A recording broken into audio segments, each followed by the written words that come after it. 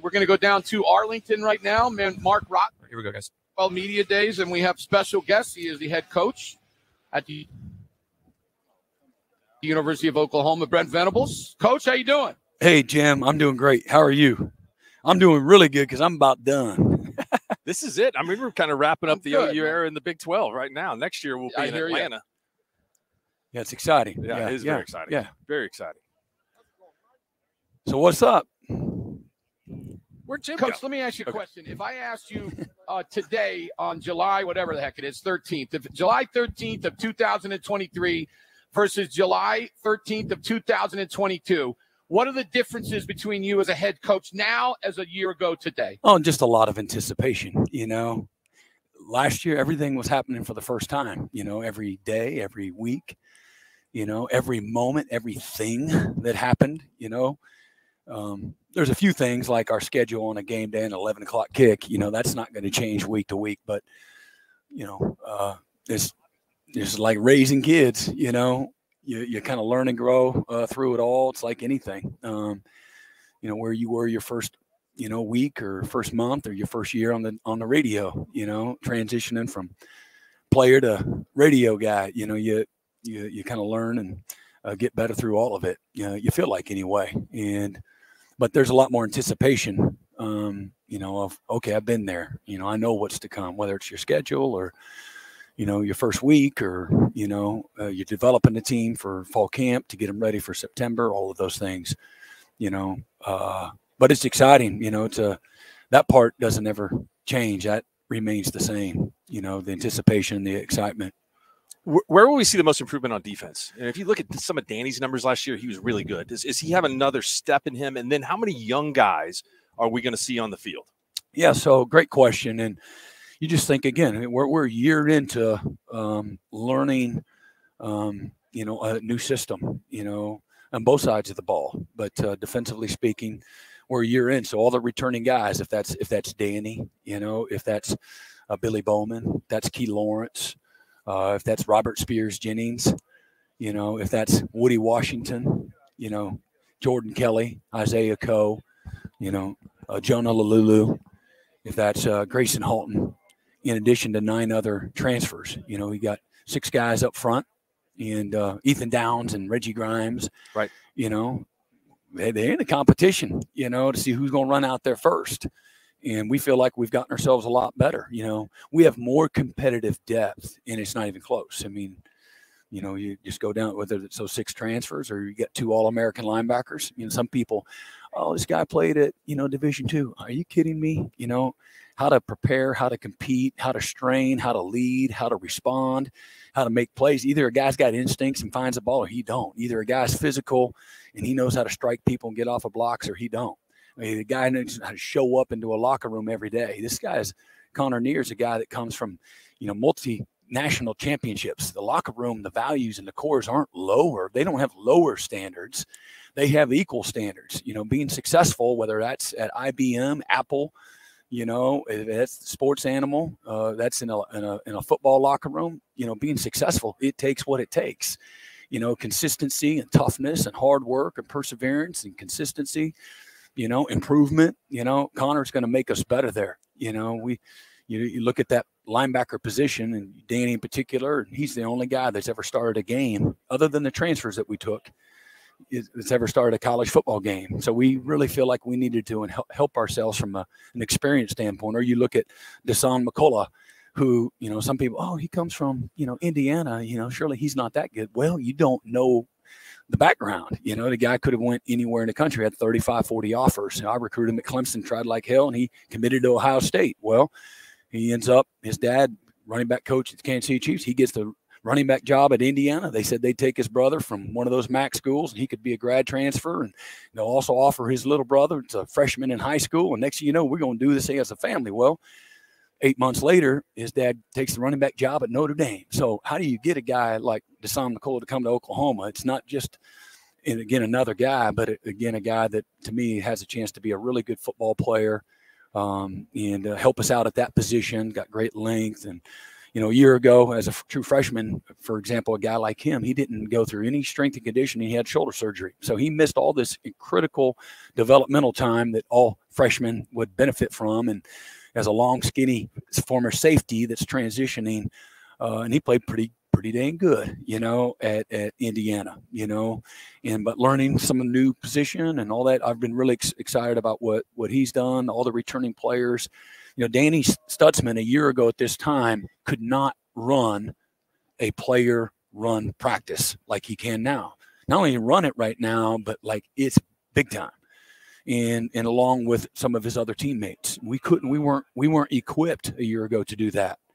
And so there's been a maturation process that happens, naturally.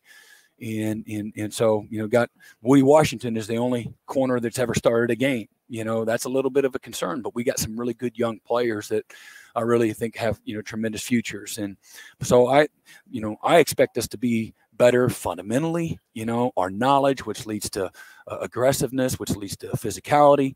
We got to get better in the run game, having a better knowledge base helps us with our run fits and our sureness and the physicality at the point of attack and not slipping blocks and running around people and or playing paralyzed, So, I expect us to be better in every part of what we do defensively. It's hard to put a measuring stick on where that's going to land when it's all said and done, make no mistake, but we have more competitive depth, which leads to better competitive stamina for 4 quarters. We played the worst quarter on the season in the fourth quarter, from top to bottom. That was our worst performance on both sides of the ball, fourth quarter.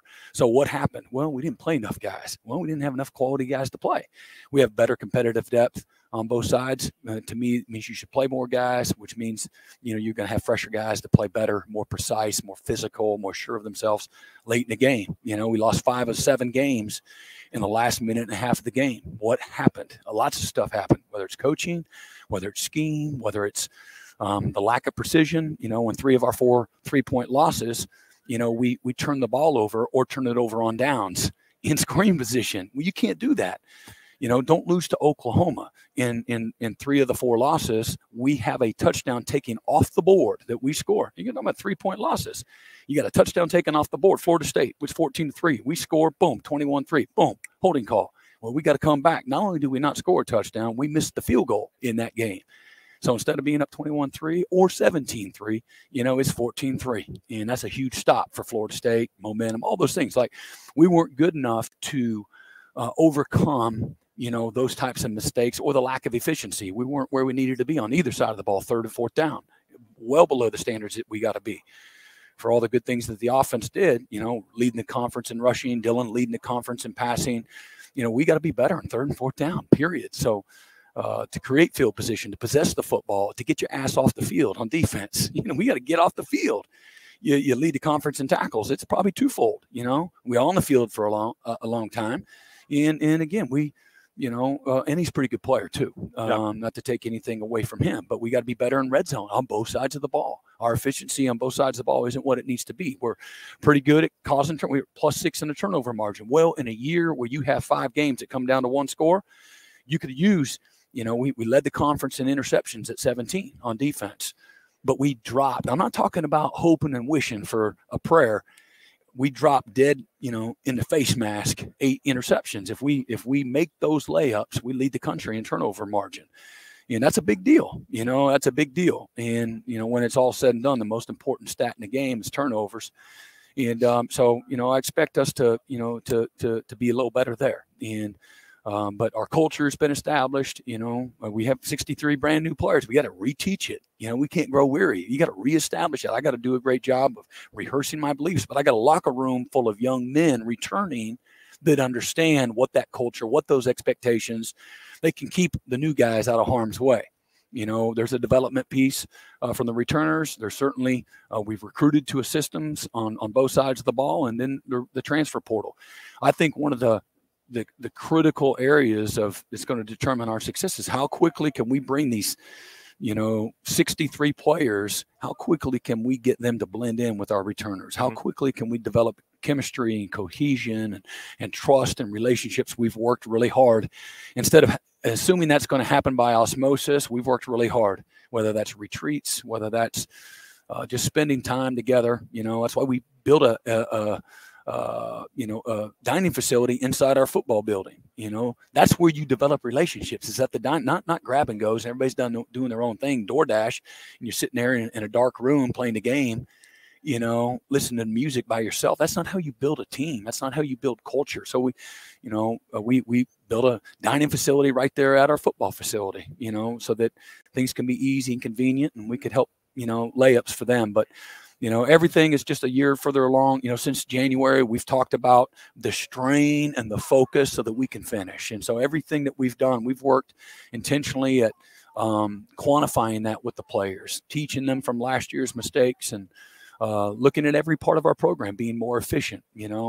This year's team is going to be equipped a little different than last year's team, how we had to practice, maybe some things that we had to learn, that practice schedule that might've been good for, the Clemson team in 2021 might be different than the 2022 Oklahoma team. We're not built the same. And so you learn through that too, that maybe that also, if we don't have the competitive depth, if we're having to play, less players, then maybe, less is a little more, through your structure, and how you're doing what you're doing.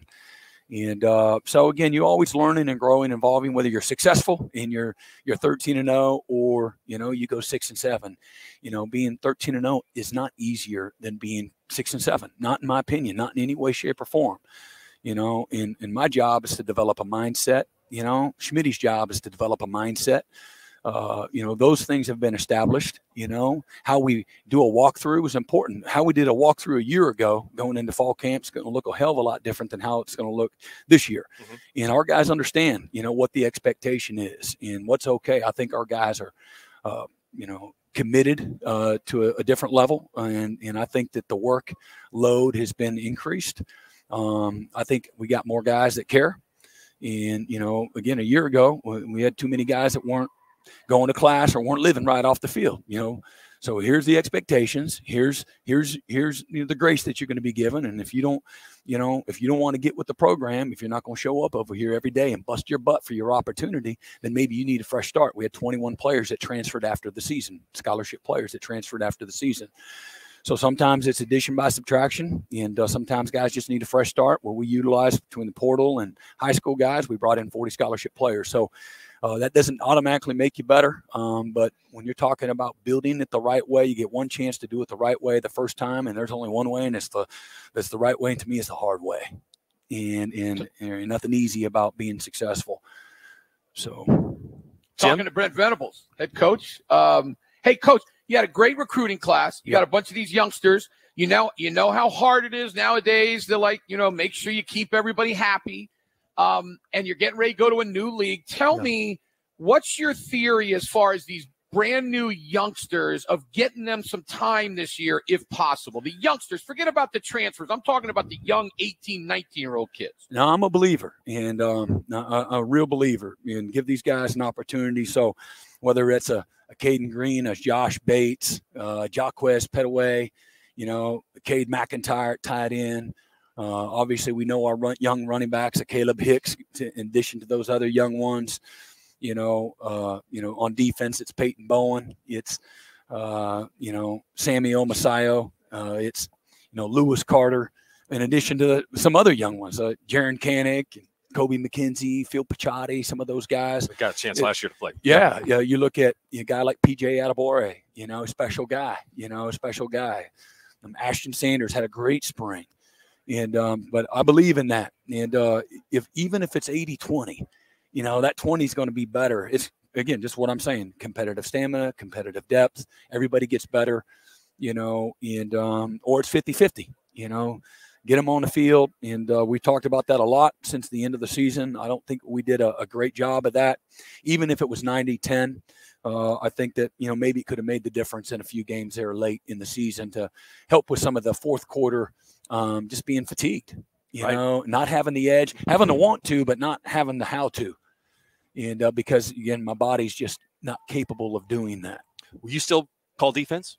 I'm gonna be involved with it. You know, I've got a lot of experience. I got a lot to bring to the table. We got a tremendous staff, but it's what I love to do, and I think that'll help us. You know, as opposed to hurt us.